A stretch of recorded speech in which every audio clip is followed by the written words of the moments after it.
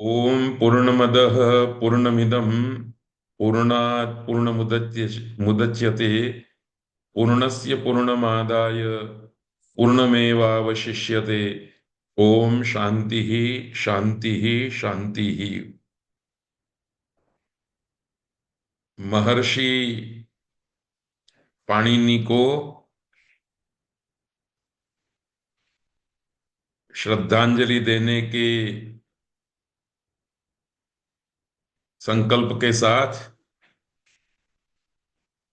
अहमदाबाद की सुप्रसिद्ध सुप्रसिद्ध संस्था महर्षि वेद विज्ञान एकेडमी के उपक्रम से गुजराती भाषा तथा प्राच्य विद्या के सुप्रसिद्ध विद्वान स्वर्गीय प्रोफेसर भोगीलाल सांडेसरा की स्मृति में प्रायोजित 84 घंटे के अष्टाध्यायी अध्यापन सत्र में आज 26वां व्याख्यान है। इस 26वें पाठ में उपस्थित आप सब लोगों का हार्दिक स्वागत है। आज का व्याख्यान रूप सिद्धि प्रक्रिया के विमर्श के रूप में है। सबसे पहले स्पष्टता कर देनी है कि हमें कई प्रकार के रूपों की सिद्धि करनी है। आज का जो पाठ है वो सामासिक पदों की रूप सिद्धि प्रक्रिया का संदर्भ लेकर के चलेगा और सामासिक पदों की रूप सिद्धि प्रक्रिया के हमने 4 सोपान निर्धारित किए हैं। इनको भी हम स्मरण में रखेंगे जिससे प्रक्रिया के क्रम में कोई विस्मरण न हो, बाधा न हो। पूर्व भूमिका, उपक्रम, प्रक्रिया और उपसंहार,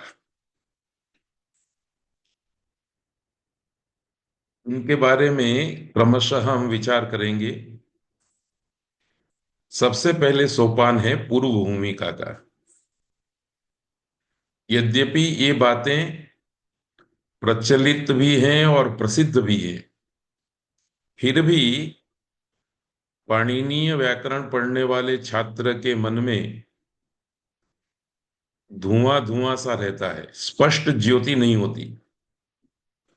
इसलिए एकदम प्राथमिक स्तर पर रह करके ज्ञान की स्पष्ट ज्योति आपके सामने प्रस्तुत करनी है। तो पूर्व भूमिका का मतलब यह है कि किसी भी समस्त पद की रूप सिद्धि प्रक्रिया करेंगे उससे पहले कुछ हुआ होता है जिसका निर्देश पाणिनि के सूत्रों में नहीं दिखेगा। पाणिनि के सूत्र किस स्थिति में सक्रिय बनते हैं वो एकदम स्पष्ट रूप से हमारे दिमाग में प्रस्थापित हो जाना चाहिए। तो देखिए, लोक में बहुत सारे शब्द प्रचलित हैं, जैसे रवि सोम मंगल बुध जल वायु आकाश नदी पर्वत हरि विष्णु शिव यथा तथा यत्र तत्र हस्त आदि आदि। ये सब लोक में प्रचलित होने वाले शब्दों का समूह है। ये तो नमूने के रूप में कुछ शब्द रखे हैं, ऐसे तो अनंत शब्द राशि लोक में प्रचलित है। इसलिए हमने लोक में असंख्य अर्थवान शब्द प्रचलित है। किसी वक्ता को उनमें से किसी एक शब्द का बोलने के लिए चयन करना होता है। बोलने के लिए की गई इस चयन प्रक्रिया को पाणिनि व्याकरण परंपरा में विवक्षा के रूप में जाना जाता है। तो ये इस प्रकार का शब्द राशि जो लोक में प्रचलित है, उसमें से वक्ता को चयन करना है कि मैं आकाश शब्द को बोलना चाहता हूं, प्रदेश शब्द को बोलना चाहता हूं, नाटक शब्द को बोलना चाहता हूं, वगैरह वगैरह। पूरी स्वतंत्रता वक्ता को है।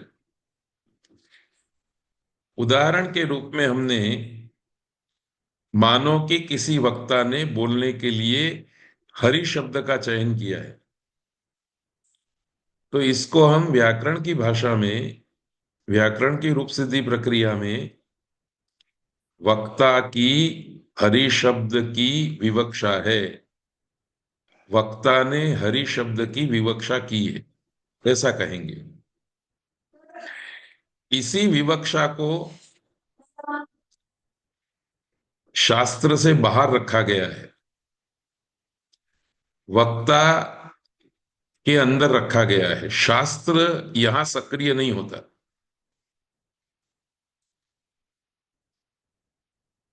इसके बाद फिर वक्ता जब किसी नाम पद को कहने की इच्छा से उस नाम पद का चयन कर लेता है, तब उसे उस विवक्षित शब्द को किसी कारक के रूप में अभिव्यक्त करना होता है। लोक में से शब्द पसंद किया, वो शब्द सीधा वाक्य में प्रयोग में नहीं आता है। संस्कृत भाषा ने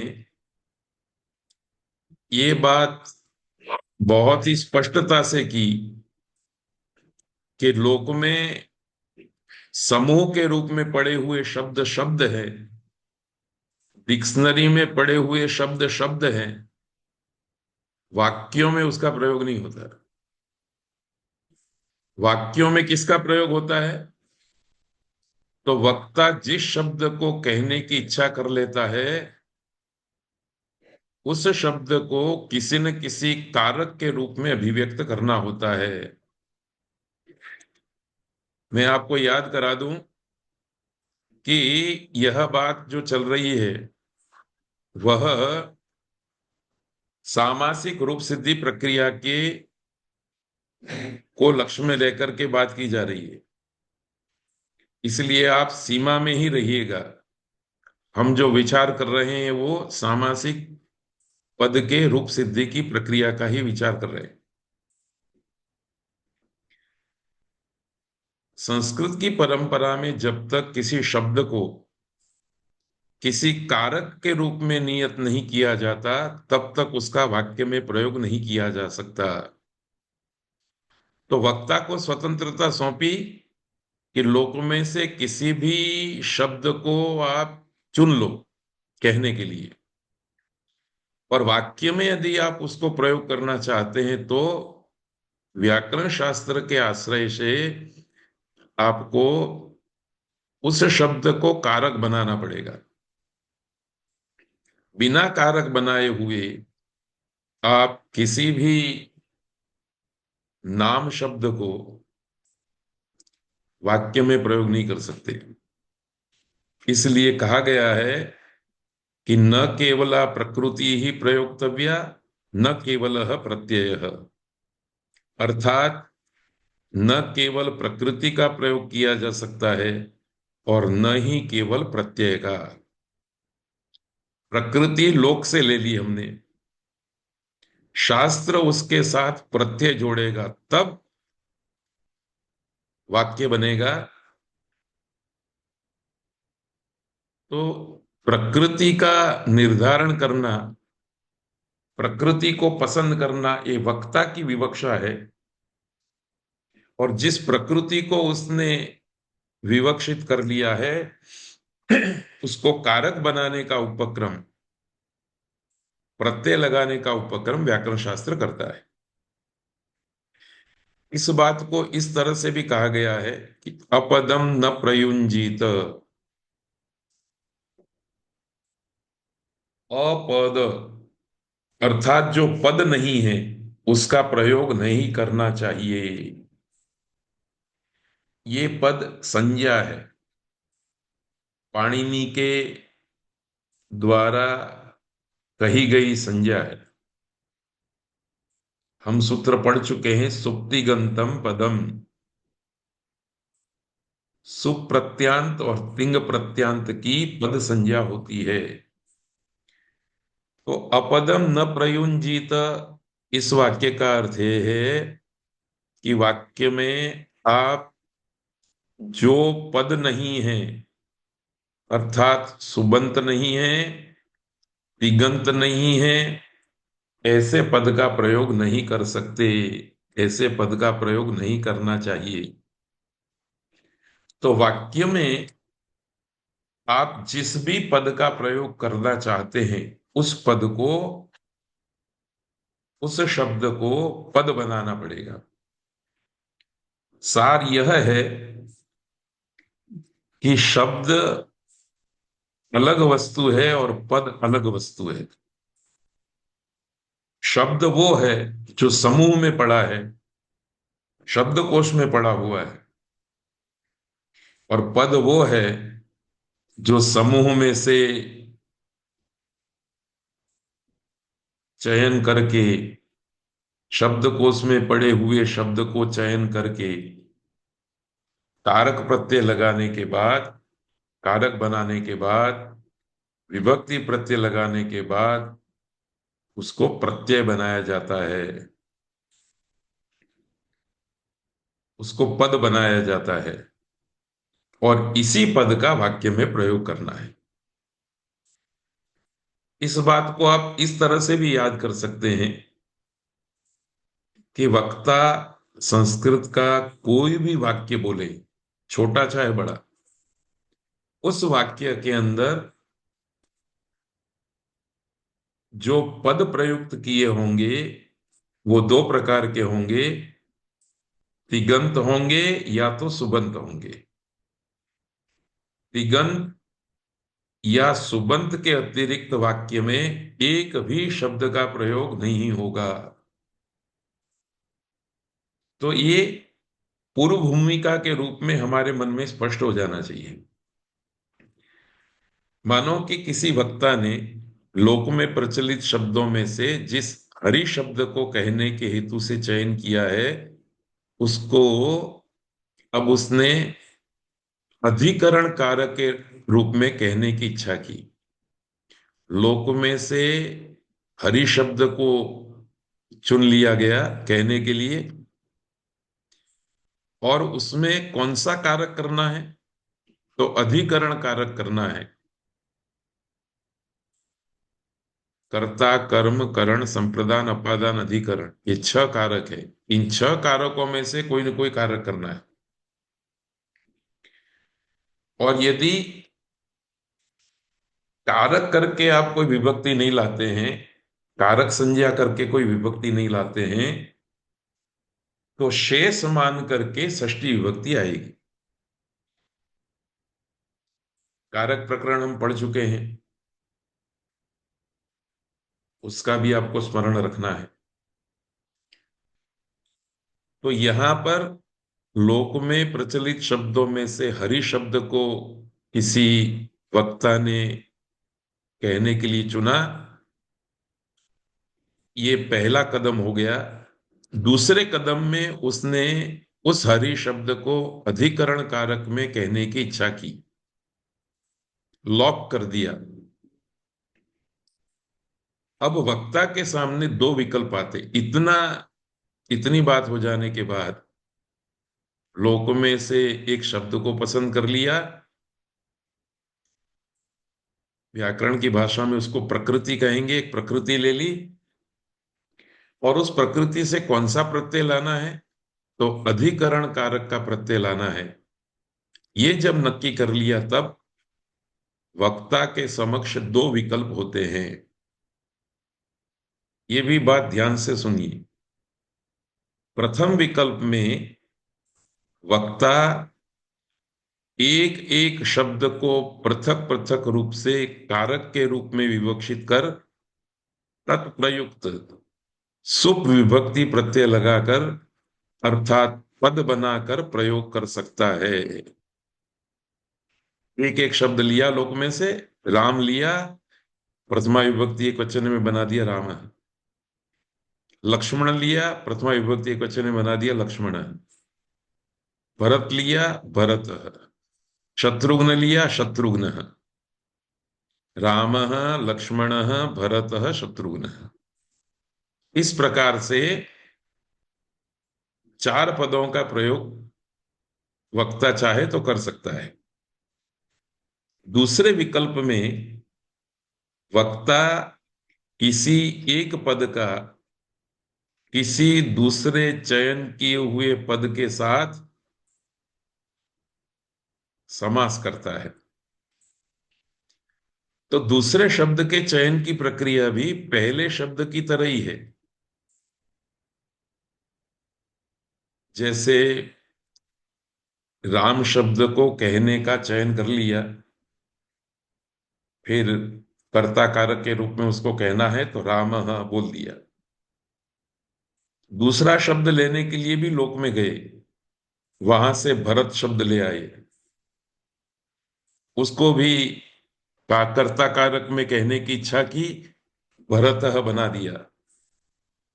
तो ऐसे जितने भी शब्द आप लाना चाहते हैं ला सकते हैं, वक्ता ला सकता है। और एक प्रथम विकल्प में एक एक करके जो शब्द लाया है उसको सुप विभक्ति लगा करके वाक्य में प्रयोग कर सकता है। दूसरे विकल्प में एक शब्द ले आया, दूसरा शब्द ले आया, दोनों में कारक विभक्ति नक्की कर ली, कारक की विवक्षा कर ली, तब उन दोनों को इकट्ठा करके समास करके उन दोनों को एक बना करके भी वह प्रयोग कर सकता है। जैसे प्रथम विकल्प में अधिकारण अधिकरण कारक में तत्प्रयुक्त सप्तमी विभक्ति का प्रत्यय जोड़ करके वक्ता हरऊ पद का वाक्य में प्रयोग करेगा। क्योंकि लोक में से उसने हरि शब्द लिया, अधिकरण कारक की विवक्षा की, अधिकरण कारक में सप्तमी विभक्ति आई, हरऊ ये पद बना, वाक्य में हरऊ शब्द का प्रयोग वक्ता करेगा। ये एक विकल्प है। दूसरा विकल्प ये है कि अधिकरण कारक में तत्प्रयुक्त सप्तमी विभक्ति के वाचक अधि अव्यय को ले आया लोक में से, और उस अधि अव्यय के साथ हरि का समास कर दिया, और समास करके शब्द बनाया अधि हरि, उसका वाक्य में प्रयोग कर सकता है। तो वक्ता के सामने दो विकल्प रहते हैं, हरऊ अथवा अधि हरि। राम भरत, राम भरतौ, हरि हरः,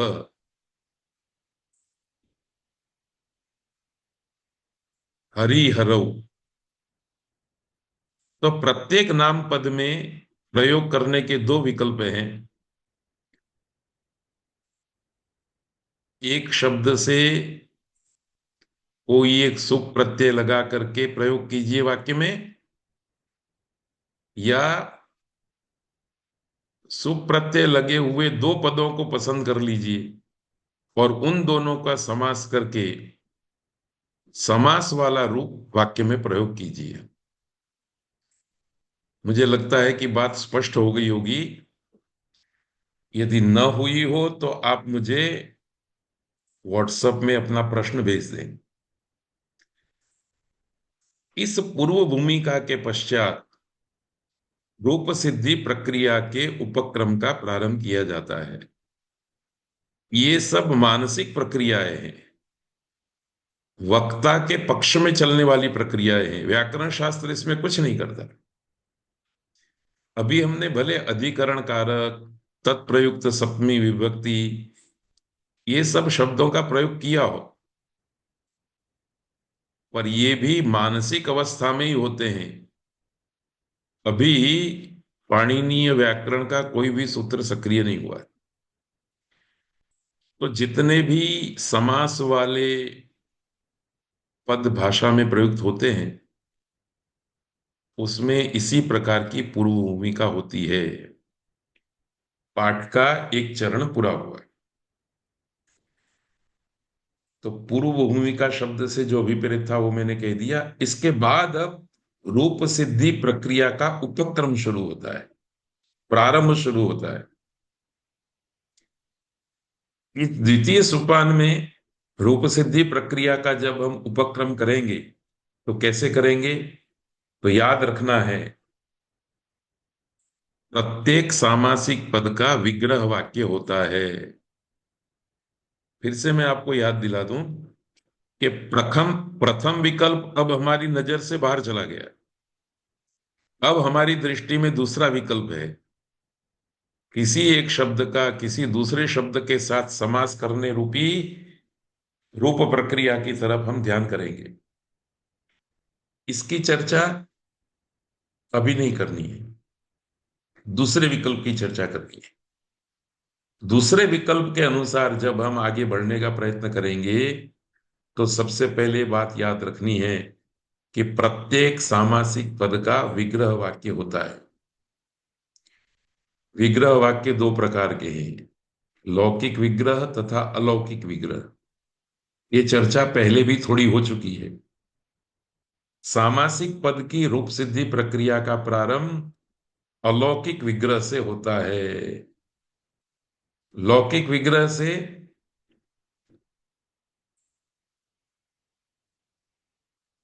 रूप सिद्धि प्रक्रिया का प्रारंभ नहीं होता। लौकिक विग्रह के आधार पर आपको अलौकिक विग्रह तैयार करना होता है और अलौकिक विग्रह ये समास के रूप सिद्धि प्रक्रिया का उपक्रम है, प्रारंभिक चरण है। जैसे सामासिक पद है अधिहरि, तो सबसे पहले हम लौकिक विग्रह वाक्य देंगे हरौ इति, समास होकर के शब्द बना अधिहरि। अलौकिक विग्रह वाक्य देंगे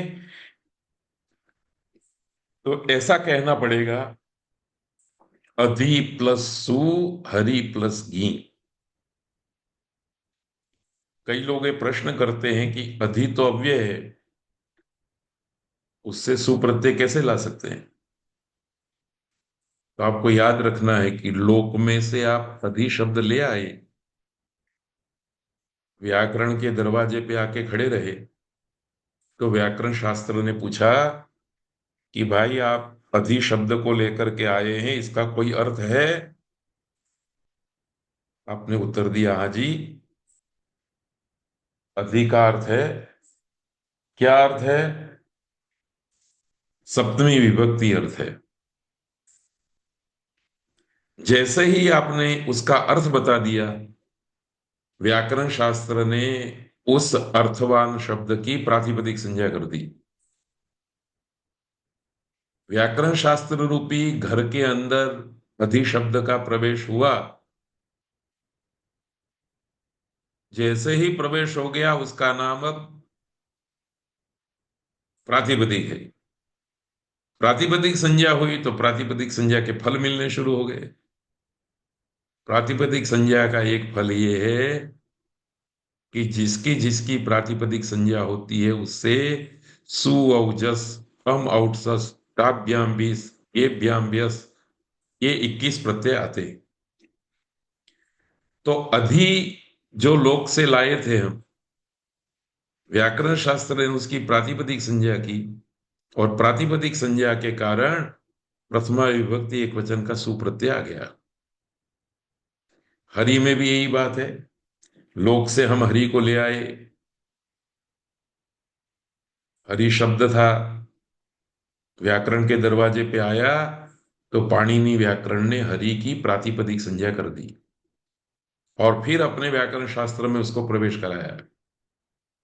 जैसे ही हरि शब्द प्रातिपदिक संज्ञा प्राप्त करता है उस प्रातिपदिक संज्ञा वाले हरि शब्द से भी सु औजस अम औजस ये 21 प्रत्यय प्राप्त होते हैं। अब इन 21 में से किसी एक की विवक्षा करना ये वक्ता के दिन है। व्याकरण शास्त्र तो हरि के साथ 21 प्रत्यय ला करके खड़े कर देगा। अब उन 21 में से एक की पसंदगी करना ये वक्ता का कार्य है।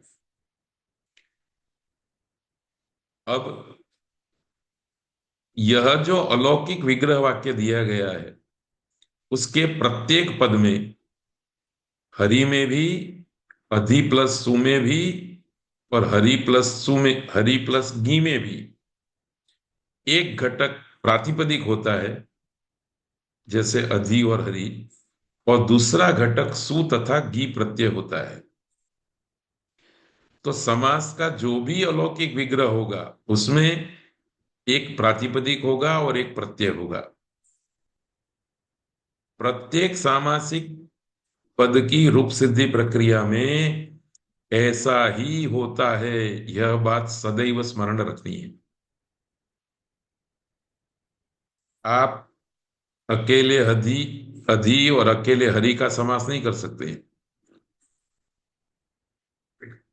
अधि के साथ कोई सुख में से एक प्रत्यय लाना पड़ेगा, हरि के साथ कोई प्रत्यय लाना पड़ेगा, तभी समास होगा। इतनी बात करने के बाद ये बात भी याद रखनी है कि प्रातिपदिक असंख्य है। अब हम शब्द शब्द का प्रयोग नहीं करेंगे क्योंकि व्याकरण में आ गए। लोक में प्रसिद्ध शब्द व्याकरण शास्त्र में आ गए, पाणिनि व्याकरण शास्त्र में आ गए तो प्रातिपदिक बन गए। ये प्रातिपदिक असंख्य है। वक्ता उन्हें लोक में से लेता है, जबकि इस प्रातिपदिक से जुड़ने वाले प्रत्ययों की संख्या मात्र 21 है। इसीलिए हमने पिछले पाठों में कई बार सु औजस अम औजस टाभ्याम भीस गेभ्याम भ्यस गसीभ्याम भ्यस गस ओसाम गी ओ सु इन 21 प्रत्ययों का पाठ किया और ये आग्रह भी व्यक्त किया है, ये 21 प्रत्यय प्रत्येक पाणिनि व्याकरण पढ़ने वाले छात्र को कंठस्थ होने चाहिए। इस संदर्भ में यह बात भी याद रखनी है कि इन इस 21 प्रत्ययों में से एक एक त्रिक अर्थात तीन तीन के जोड़े की विभक्ति संज्ञा की गई है। सूत्र है विभक्तिश्च।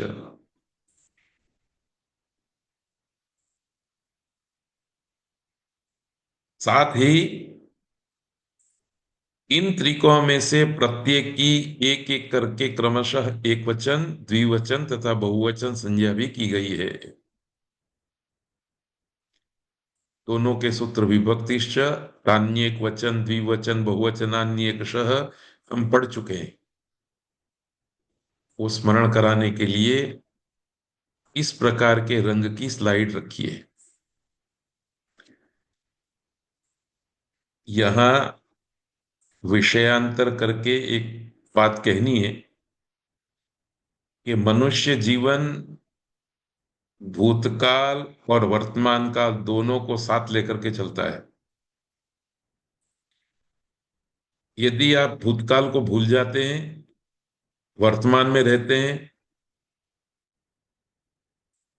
तो आप लक्ष्य की सिद्धि नहीं कर सकते।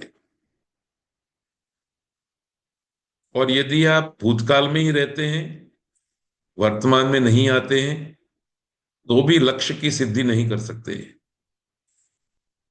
इसलिए देखिए, ये विभक्तिश्च तान्येक वचन द्विवचन बहुवचनान्येकशः ये हमारा भूतकाल है। इन सूत्रों को हमने पढ़ लिया है भूतकाल में बीते दिनों, और आज जो हम पढ़ रहे हैं वो हमारा वर्तमान है। तो वर्तमान का पाठ तभी लक्ष्य तक पहुंच सकता है जब छात्र बीते दिनों में, भूतकाल में जो बातें हमने पढ़ी है उसको भी ध्यान में रखे, उसको भी स्मरण में रखे। हाँ, ये प्रश्न जरूर होता है कि भूतकाल की इतनी सारी बातें हमें कैसे स्मरण में आएंगी। तो उसका एक व्यवहारिक उपाय ये है कि वर्तमान के पाठ को पढ़ते हुए भूतकाल का जो जो संदर्भ आए उस संदर्भ को हमें याद रखना है, उसका भी स्मरण कर लेना है। जैसे आज हम कर रहे हैं, हमारा आज का संदर्भ तो ये था कि जो 21 प्रत्यय शब्द से आए उनके एक एक त्रिक की विभक्ति संज्ञा है, और त्रिक में जो एक एक हैं उनकी क्रमशः एक वचन, द्विवचन, बहुवचन संज्ञा है। तो ये वर्तमान में हम चर्चा कर रहे हैं, और भूतकाल हमारा इन सूत्रों को पढ़ते समय व्यतीत हो चुका है। तो इसीलिए मैंने स्लाइड के अंदर ये दो कलरफुल स्लाइड रखी हैं और रंग भी एक सरखा कर दिया है। तो जब भी आपके सामने लाल और काले रंग के सिवाय इस प्रकार के रंग वाली ऐसी स्लाइड आए तो आप समझना ये भूतकाल है हमारा। इस पद्धति को, इस रीति को भी हम अनुसरण करेंगे, इस रीति का भी हम अंगीकार करेंगे। अब अपनी मूल बात पर आते हैं। ये जो उपक्रम पूरा हो गया, अलौकिक विग्रह वाक्य के रूप में अधि के साथ सू ले आए, हरि के साथ गी ले आए, तो दूसरा चरण भी पूरा हो गया। सामासिक पद की रूप सिद्धि प्रक्रिया का उपक्रम पूरा हो गया। इस उपक्रम भाग में पाणिनि व्याकरण के सूत्र आते हैं, पर अभी हमने उनका स्मरण नहीं किया है। अभी भी मैं ये बात कहता हूं और आगे भी एक बार बात कहूंगा कि ये जो स्थिति बनी अधि प्लस सु, हरि प्लस की, ये कैसे बनी, इसका संक्षिप्त वर्णन मैंने इन सोपानों में कर दिया, परंतु सूत्र लगा करके प्रक्रिया के अनुसार बात नहीं की है। ये बात भी करनी है, आगे के दिनों में करेंगे। पर अभी आपको ये याद रखना है कि अधि सु हरि गी, ये स्थिति जब बन जाती है तब सामासिक पदों की रूप सिद्धि प्रक्रिया का प्रारंभ होता है। अर्थात अब पाणिनीय व्याकरण के समास के सूत्र सक्रिय हो जाते हैं। यहां से समर्थ पद विधि से लेकर के अष्टाध्यायी के दूसरे अध्याय के दूसरे पाद की समाप्ति तक के सूत्र अब सक्रिय हो जाएंगे। इसलिए रूप सिद्धि की वास्तविक प्रक्रिया तो यहां से शुरू होती है। पर आजकल सर्वत्र यहीं से ही रूप सिद्धि की प्रक्रिया प्रारंभ की जाती है छात्रों को पढ़ाने के लिए। ऊपर जो हमने पूर्व भूमिका और उपक्रम विचारा वो दिमाग में स्पष्ट नहीं होता है, इसलिए छात्र के मन में वारंवार प्रश्न खड़े होते हैं, बाधाएं आती हैं। तो हमने अपने अनुभव से इस प्रकार की व्यवस्था विचारी है। शायद इस प्रकार की व्यवस्था आपको अन्यत्र नहीं मिलेगी। अब देखिए, हम रूप सिद्धि की प्रक्रिया कर रहे हैं अधिसु हरिंगी। इस स्थिति में समर्थ पद विधि, शुभामंत्रिते परांगवत्स्वरे, सह सुपा, अव्ययी भाव, इन सब सूत्रों के नीचे आने वाले अव्यम विभक्ति समीप समृद्धि सूत्र आकर के खड़ा रहा। और इस सूत्र ने क्या कहा कि सप्तमी विभक्ति के अर्थ में वर्तमान। अब यदि आपको कोई पूछे कि अधि ये अव्यय सप्तमी विभक्ति के अर्थ में वर्तमान है, पता कैसे चला?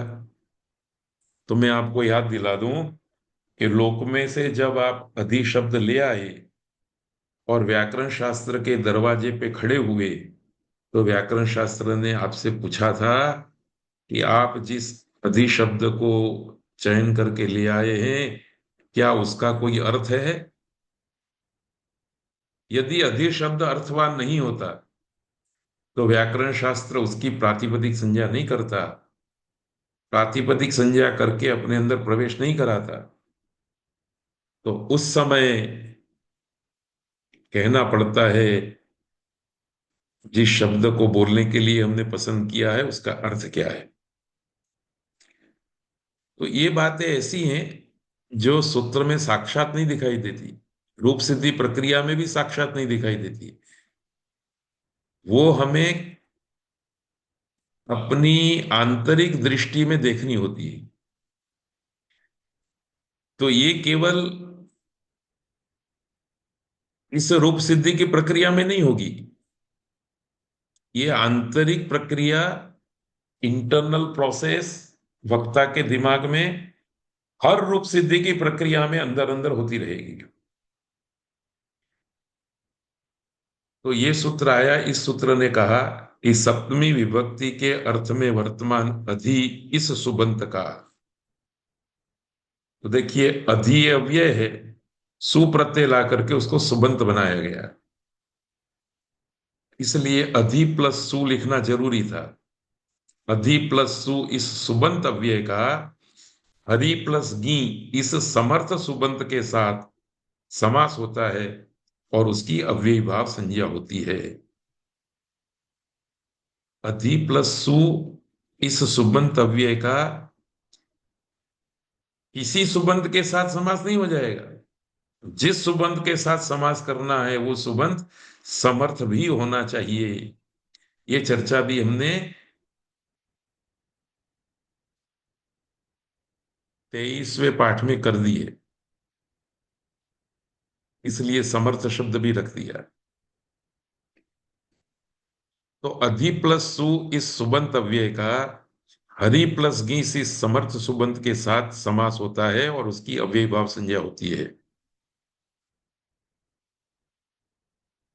यहां खड़े रह करके इस बात को भी ध्यान में ले लेते हैं। इस सूत्र के द्वारा जितने भी सामासिक पद सिद्ध किए जाएंगे, प्रत्येक सामासिक पद में अधि प्लस सु चेंज होता रहेगा और हरि प्लस गी चेंज होता रहेगा। और ये सूत्र जो है वो समष्टि है, और ये नीचे जो हमने अपनी ओर से लिखा है ये व्यक्ति है। तो आपको ये भी याद रखना है कि सूत्र ये समष्टि है, रूप सिद्धि की प्रक्रिया में उस समष्टि वाले सूत्र को, समूह लेकर के बैठे हुए सूत्र को किसी एक शब्द के साथ अभिव्यक्त करना होता है, व्यक्ति के रूप में प्रस्तुत करना होता है। सादे शब्दों में कहें तो ब्लू कलर का सूत्र समाज है और ये ब्लैक कलर का जो लेख लिखा है वो व्यक्ति है। ऐसे व्यक्ति व्यक्ति मिल करके हजारों इकट्ठे होंगे तब ये सूत्र रूपी समाज बनेगा। इस सूत्र रूपी समाज में काले कलर से लिखा हुआ जो विवरण है, ऐसे हजारों विवरण छिपे हुए हैं। इस प्रकार से सूत्र ये समाज है और रूप सिद्धि की प्रक्रिया में हम जो विवरण देते हैं वो विवरण व्यक्ति के रूप में होता है।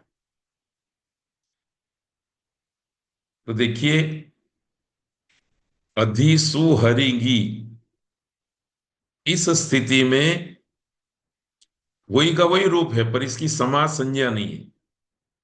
ये सूत्र प्रवृत्त हो गया तो अधि प्लस सु हरि प्लस गी इसकी समास संज्ञा हो गई। प्रक्रिया में कोई फर्क नहीं पड़ा है अभी, वही के वही प्रातिपदिक है, वही का वही प्रत्यय है। पर इसको अब आपकी और मेरी आंख समास के रूप में देखेंगी, समास संज्ञा के रूप में देखेगी। तो इस बॉक्स में जो लिखा हुआ है वो समास संज्ञक है। पर जब मैं इस स्लाइड को खोलूंगा, सॉरी, इस स्लाइड को खोलूंगा और ये देखूंगा, तब इसकी समास संज्ञा नहीं है। ये फर्क हुआ, इतनी प्रक्रिया हुई। अब समास संज्ञा हो गई तो समास संज्ञा का फल मिलेगा। मैंने बारंबार कहा है कि जब कोई संज्ञा हो जाए तो उसके फल का विचार करना है।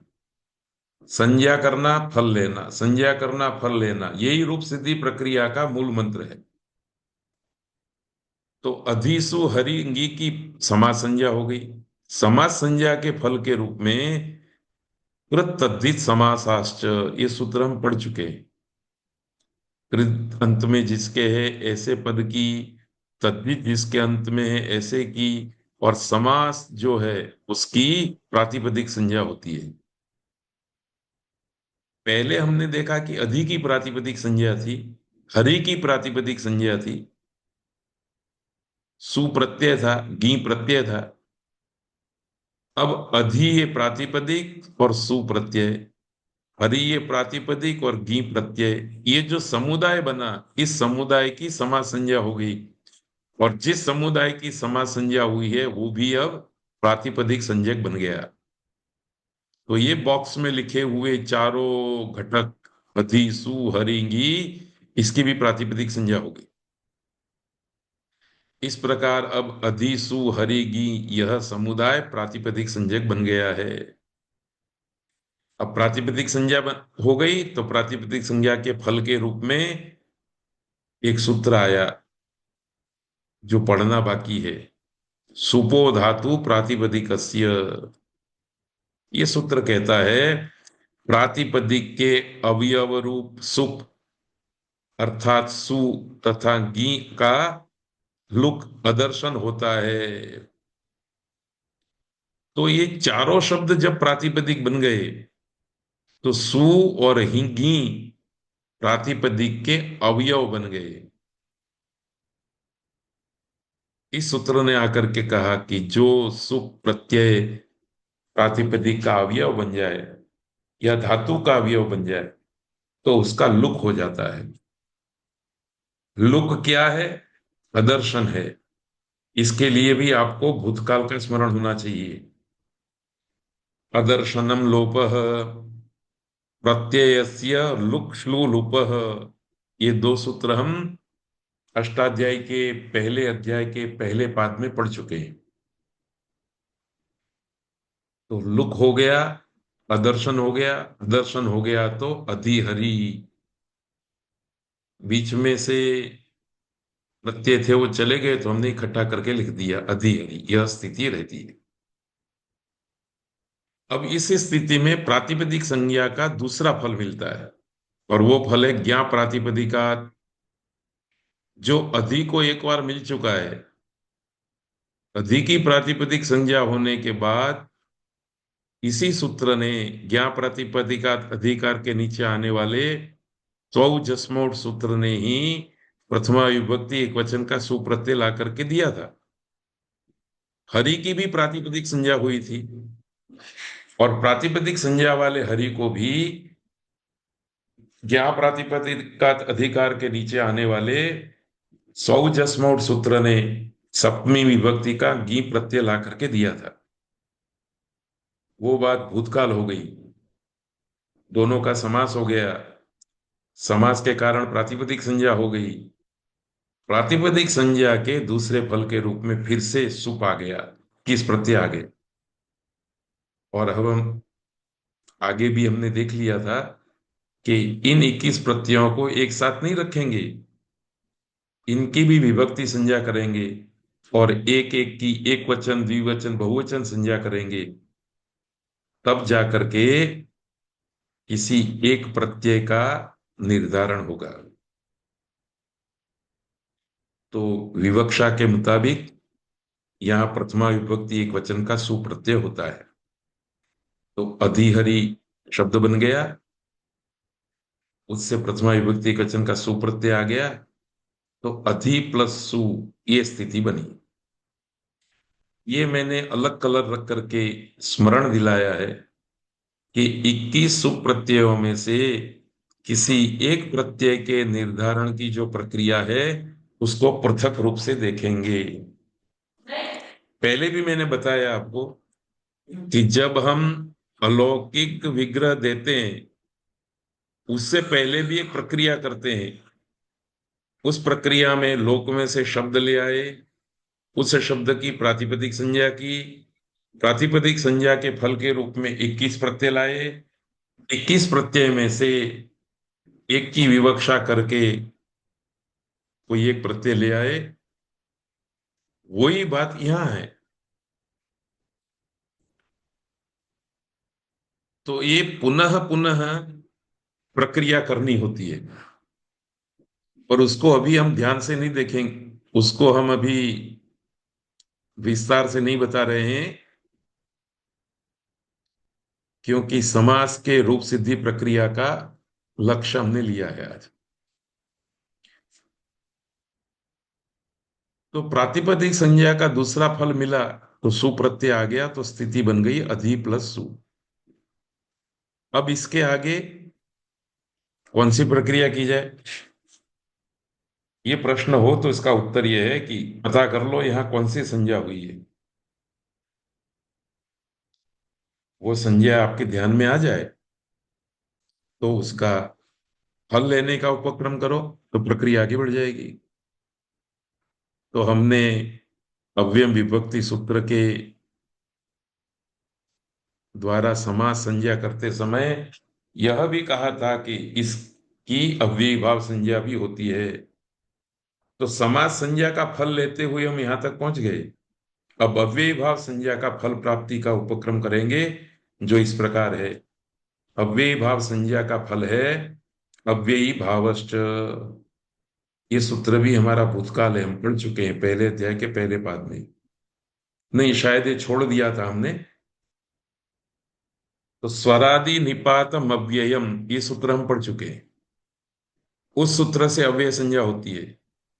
उस सूत्र के नीचे ही ये सूत्र है अव्ययी भावश्च, और वो कहता है अव्ययी भाव की भी अव्यय संज्ञा होती है। तो इस सूत्र से, अव्ययी भावश्च सूत्र से अधिहरि की अव्यय संज्ञा हो गई। अव्ययी भाव का फल मिला अव्यय संज्ञा। अब अव्यय संज्ञा का फल लेने के लिए हम निकले तो सूत्र आया अव्ययाद आप सुपह। ये सूत्र पढ़ना बाकी है। इस सूत्र का अर्थ है अव्यय से आए हुए आप अर्थात स्त्री प्रत्यय तथा सुप अर्थात 21 प्रत्यय का लुक अर्थात अदर्शन होता है। तो अव्ययाद आप सुपह सूत्र ने आकर के अधिहरि से हम जो सु प्रत्यय लाए थे उसका लुक कर दिया, लुक अर्थात अदर्शन कर दिया। अदर्शन कर दिया तो बस अधिहरि रूप सिद्ध हो गया। तो ये अधिहरि सामासिक पद की रूप सिद्धि की प्रक्रिया है। इस प्रक्रिया को दो चार बार ध्यान से पढ़ लेना है। इसके बाद क्या करना है तो देखिए, ये हमारा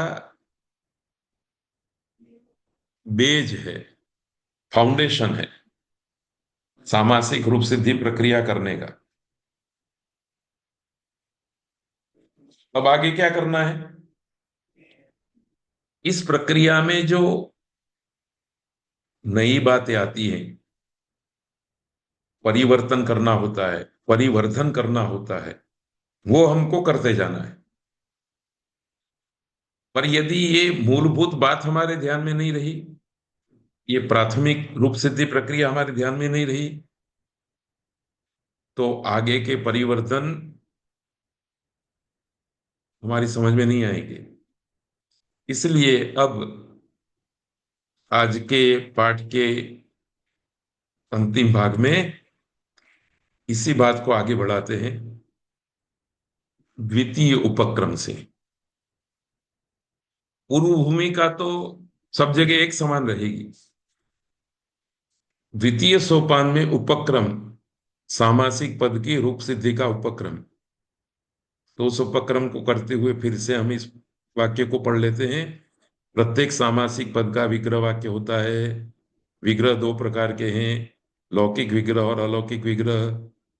सामासिक पद की रूप सिद्धि प्रक्रिया का प्रारंभ अलौकिक विग्रह से होता है। जैसे कि सामासिक पद हमने ले लिया उपकुंभम, इसका लौकिक विग्रह वाक्य हुआ कुंभस्य समीपम, उपकुंभम। इस कुंभस्य समीपम का अलौकिक विग्रह हुआ उप प्लस सु कुंभ प्लस। पहले क्या किया था, अधि प्लस सु और हरि प्लस घी। यहां उप प्लस सु कुंभ प्लस गस। कुंभ के साथ षष्ठी विभक्ति रखी है क्योंकि वाक्य प्रयोग में भी हमने षष्ठी विभक्ति रखी है।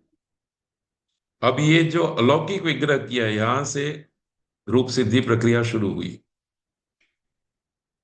तो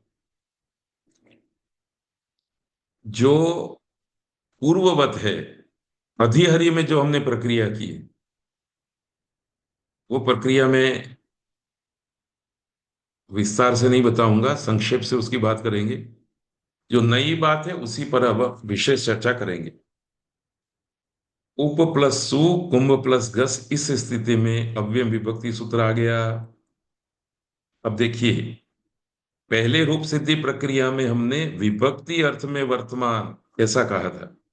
यहां विभक्ति की जगह पर समीप अर्थ में वर्तमान उप प्लस सु, इस सुबंत का, इस सुबंत अव्यय का कुंभ प्लस गस, इतना परिवर्तन किया। समीप शब्द का प्रयोग की परिवर्तन किया, उप का और कुंभ का, उप प्लस सु का और कुंभ प्लस घस का। बाकी सब वही की वही बात है।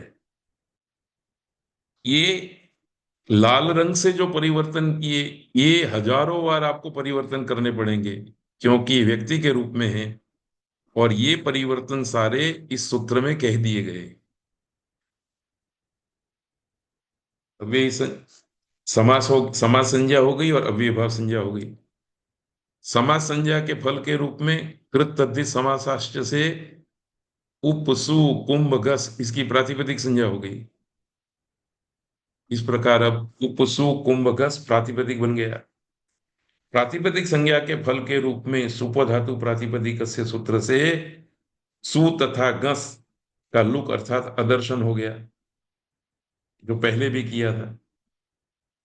अदर्शन हो गया तो स्थिति बनी उपकुंभ, दोनों को मिला करके रखा उपकुंभ। अब प्रातिपदिक संज्ञा के दूसरे फल के रूप में ज्ञा प्रातिपदिकात के अधिकार के नीचे सु और जस सूत्र आ गया। उसने 21 प्रत्यय प्राप्त करा दिए। विवक्षानुसार प्रथमा विभक्ति एक वचन का प्रत्यय कर लिया। सूप में से कैसे एक प्रत्यय का निर्धारण किया, इसकी प्रक्रिया बाद में देखेंगे। पहले भी कहा था, फिर एक बार याद करा देते। पर विवक्षा के अनुसार प्रथमा विभक्ति एक वचन का सुप्रत्यय हो गया तो स्थिति बनी उपकुंभ प्लस सु। अब इसके आगे पहले की ही तरह इसकी भी अव्ययी भाव संज्ञा है, इसलिए अव्ययी भाव संज्ञा की फल की प्राप्ति करनी होती है। अब देखो, ये कलर बदला है इसलिए बात भी थोड़ी बदली है। अव्ययी भाव संज्ञा का फल व्यय भावश्च सूत्र है। इससे अधिहरि की हमने अव्यय संज्ञा कर दी थी, पर अव्यय संज्ञा के फल के रूप में अव्ययदाप सुपह से अव्यय से आए हुए आप अर्थात स्त्री प्रत्यय तथा सुप्रत्यय का लुक अदर्शन कर दिया था। यहां पर भी ये प्रक्रिया प्राप्त होगी, परंतु इस लुक विधि का एक अपवाद सूत्र है। यहां से अब नई प्रक्रिया शुरू हुई। अब तक की प्रक्रिया पूर्ववत थी। परिवर्तन कितना करना था? अव्ययी भाव सूत्र के समय समीप अर्थ में वर्तमान उप ये बताना था, और कुछ भी परिवर्तन नहीं करना था। बाकी सब पूर्ववत था। पर अब सुप का लुक करने की प्रक्रिया तब सब हो जाने के बाद एक अपवाद सूत्र का स्मरण हुआ। इसलिए याद रखिए, ये सूत्र हमने पढ़े नहीं है, पर अव्ययादाप सुपह इस उत्सर्ग शास्त्र को, सामान्य शास्त्र को पढ़ करके यदि हम नाव्ययी भावाद अतोमत्व पंचम्या है इस अपवाद को याद नहीं रखेंगे, तो रूप सिद्धि की प्रक्रिया सफलतापूर्वक संपन्न नहीं होगी। इसलिए इस वाक्य को भी मैं आपके सामने दोहराना चाहूंगा कि पाणिनीय व्याकरण शास्त्र में भी उत्सर्ग शास्त्र के साथ साथ अपवाद की भी जानकारी होनी चाहिए, और लोक व्यवहार में भी प्रत्येक मनुष्य को सामान्य व्यवहार के साथ साथ विशेष व्यवहार की भी जानकारी होनी चाहिए। सामान्य व्यवहार ये उत्सर्ग शास्त्र है, और विशेष व्यवहार यह अपवाद शास्त्र है। तो इस पृथ्वी पर बसने वाले प्रत्येक मनुष्य को सामान्य व्यवस्था और विशेष व्यवस्था दोनों से माहितगार होना पड़ता है, तभी सुखपूर्वक जीवन जिया जा सकता है, सफलतापूर्वक जीवन जिया जा सकता है।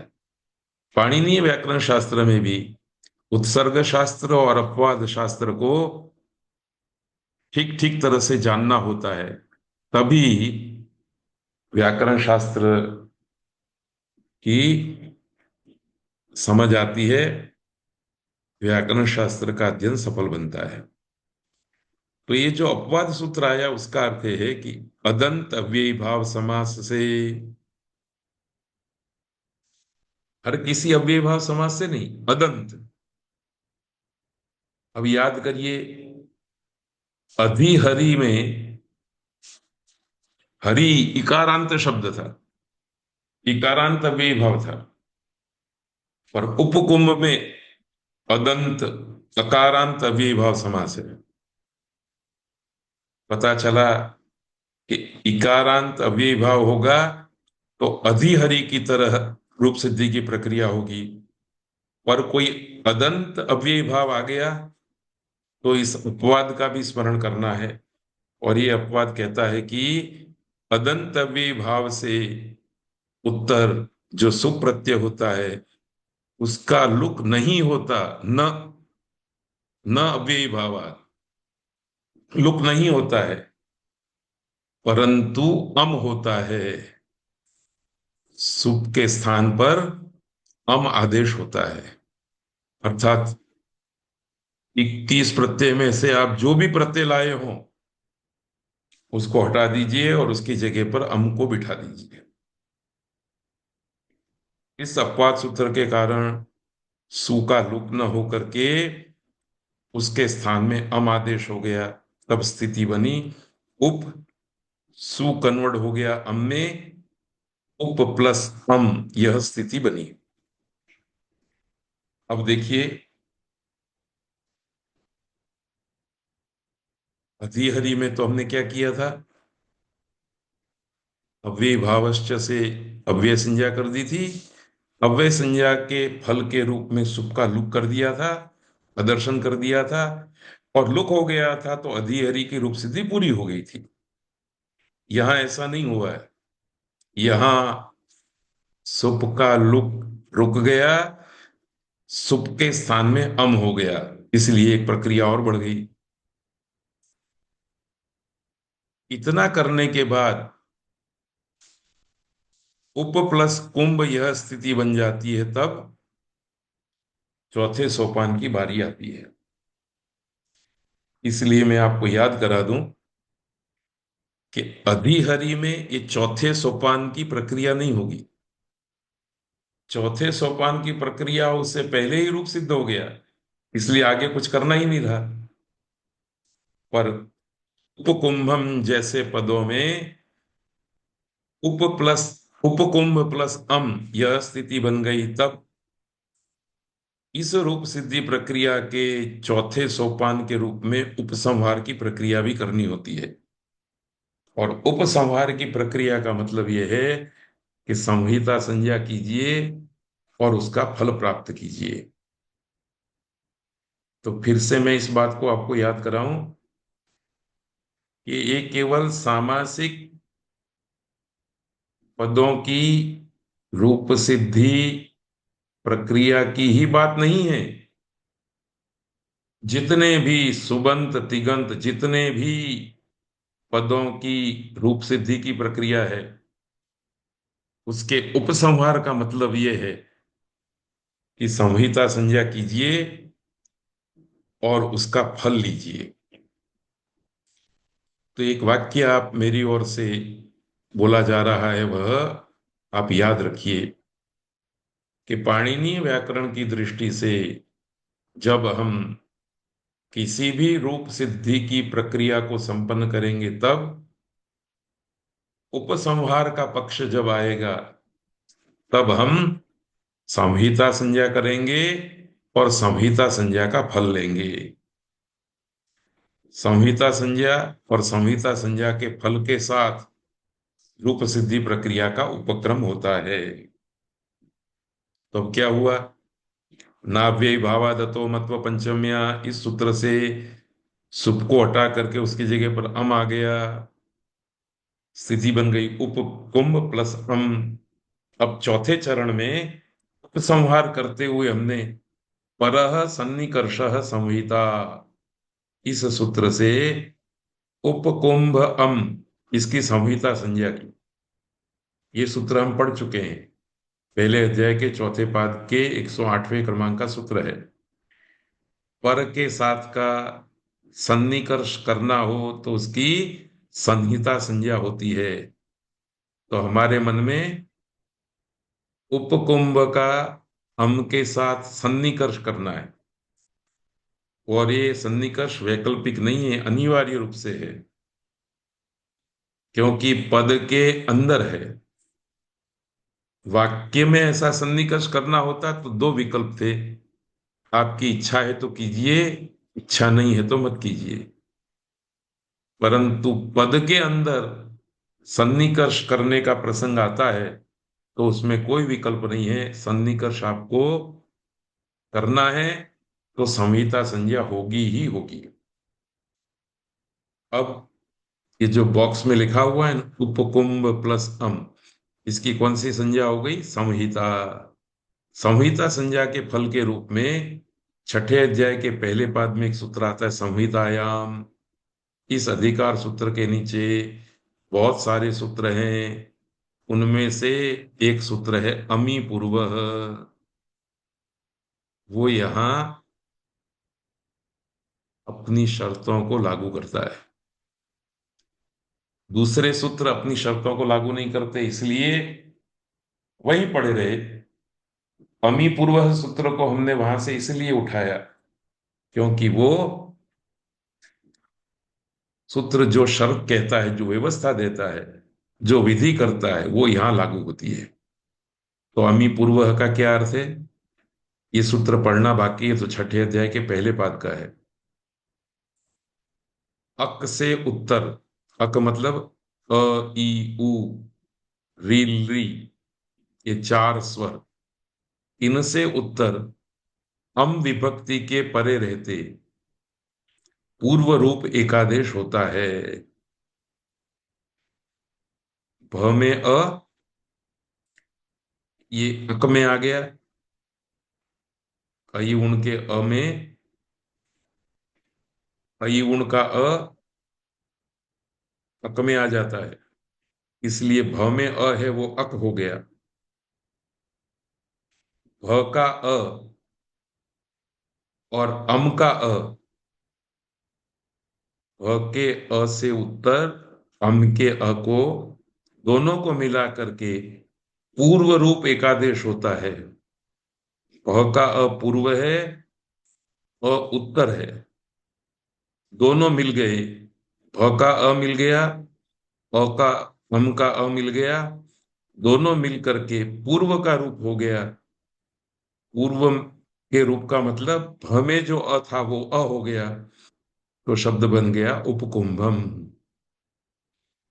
अर्थात अमी पूर्व इस सूत्र से कुंभ के भ में स्थित अक अर्थात अवर्ण के उत्तर अम इस विभक्ति के परे रहते भ का अ तथा अम का अ दोनों मिलकर के पूर्व रूप को प्राप्त हो जाते हैं, अर्थात अ हो जाते हैं। अ हो गए तो रूप बना उपकुंभम।